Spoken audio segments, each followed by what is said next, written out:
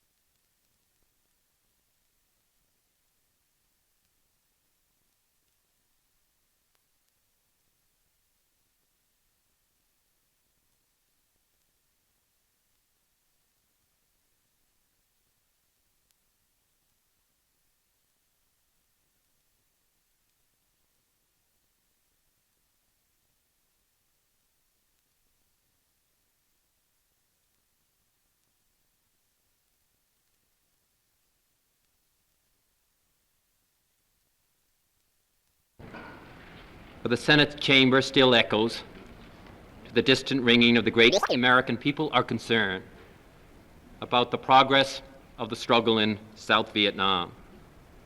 There are several aspects to that concern. We are concerned about the casualties, the death and suffering of our own young men in South Vietnam. We are concerned about the effects of our military action on the people of Vietnam. We are concerned about whether the people of that unhappy country are yet being offered something to live and to fight for. We are concerned over the relationship with Communist China, not just concern over a deadly war, but also concern lest the Vietnam struggle make any reasonable accommodation with China impossible in the future.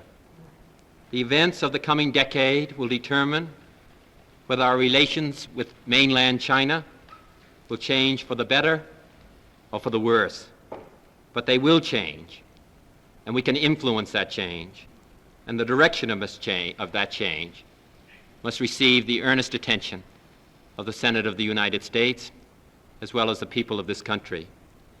And we are concerned about the effect of the war on the domestic efforts that we are making here in the United States to conquer ignorance and disease, unemployment, and discrimination.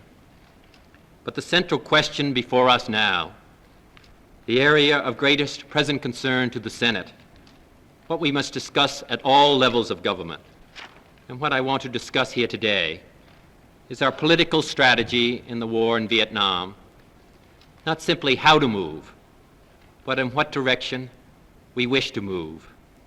At the outset, it must be these conditions, these minimum terms, can be breached only at sword's point, only by driving the adversary's forces from the field. For either side to yield its minimum conditions would be, in fact, to accept defeat. If we intend to deny these minimum conditions to our adversaries, then we must defeat them completely.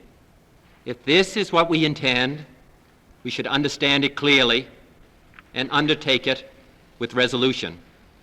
This is of the greatest importance. There is a middle way, that an end to the fighting and a peaceful settlement can be achieved.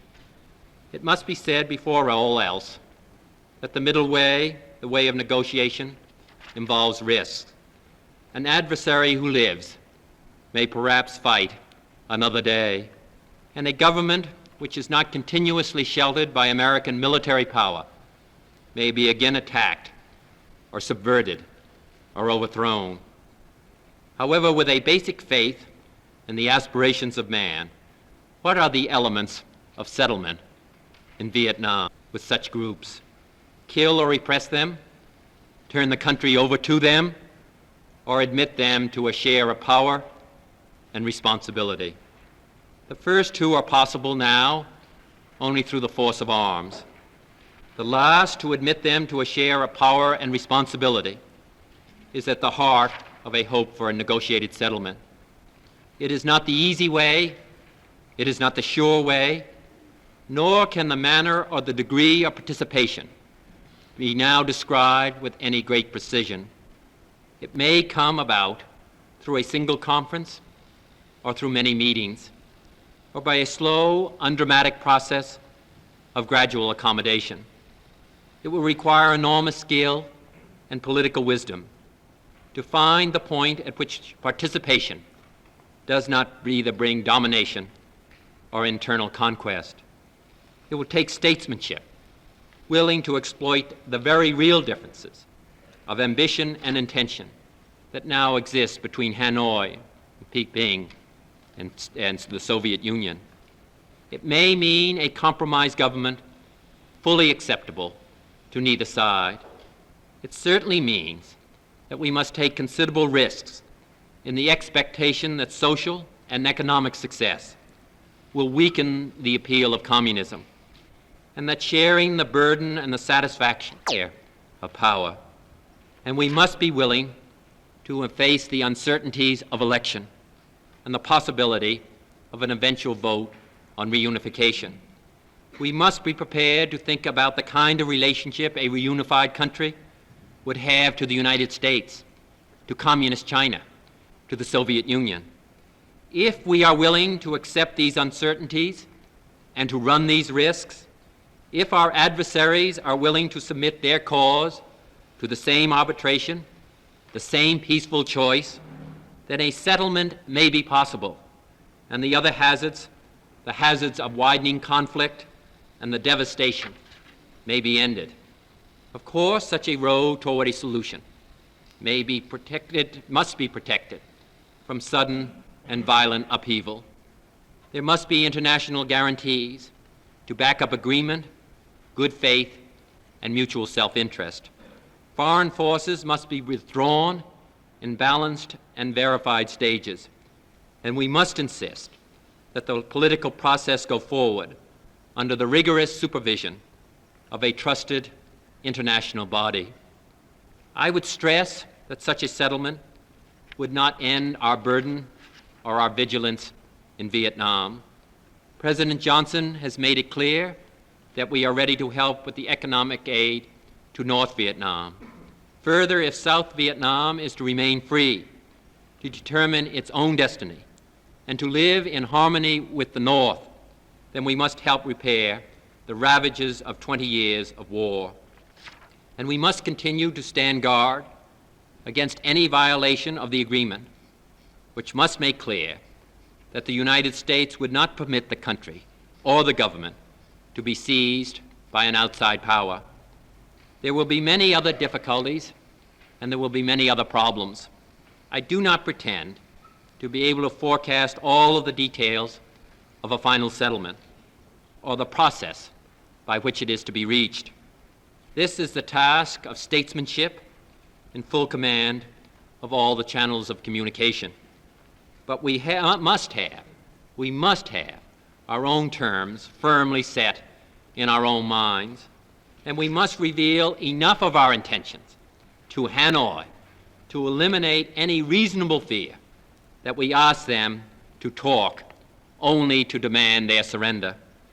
I am aware that the United States cannot proclaim in advance the precise terms of an acceptable political settlement.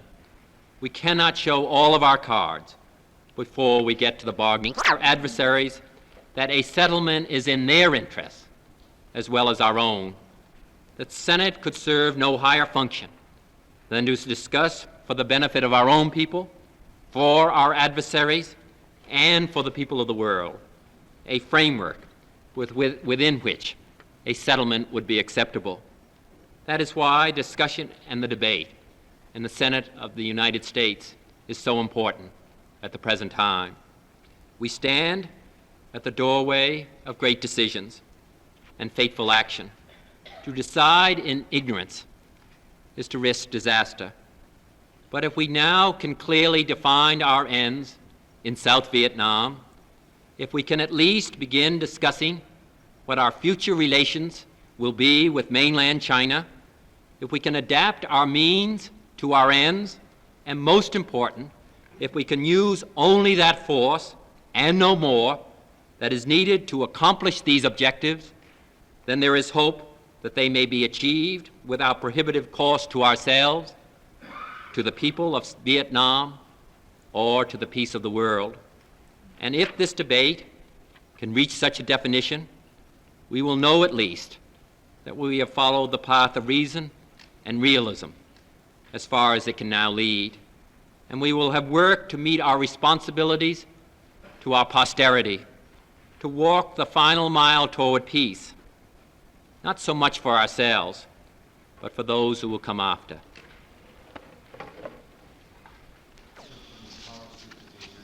Well, I'm making the suggestions that I have made, and I'm not making a comparison with any other group or organization or Senator Kennedy.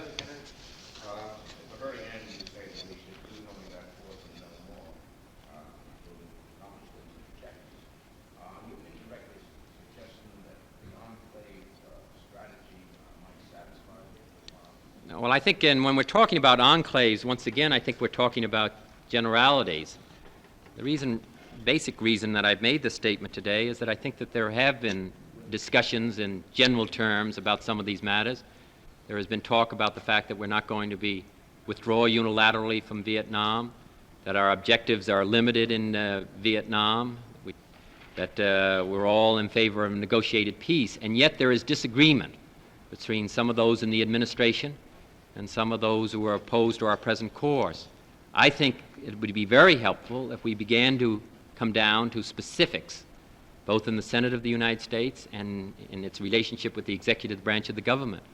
I think the same thing is true of the enclaves plan. In fact, we are practicing an enclaves plan at the present time in Vietnam. It might be more extended than has been suggested by others, but we do have an enclaves plan. We're not occupying all of Vietnam. I think that's clear from the newspaper reports today. So if we start discussing these matters, my judgment, in more specific terms so that we can all understand what it is that we are attempting to accomplish, not just in general terms, not just in cliches, but in specifics, I think that would be helpful not only for our own people, but it would be helpful in trying to arrive at a peaceful solution to this problem. Senator, I think that's been one of the great difficulties, because I think it's been difficulty for our adversaries as well as for the people within this country. Senator, the administration has repeatedly stated that it would not accept the NLF. Do you speak for the White House in suggesting acceptance? I don't think anybody's ever suggested that I was speaking for the White House. Well, Senator, what are you saying here, Senator? Is this just your idea? Yes, How would that's you, possible.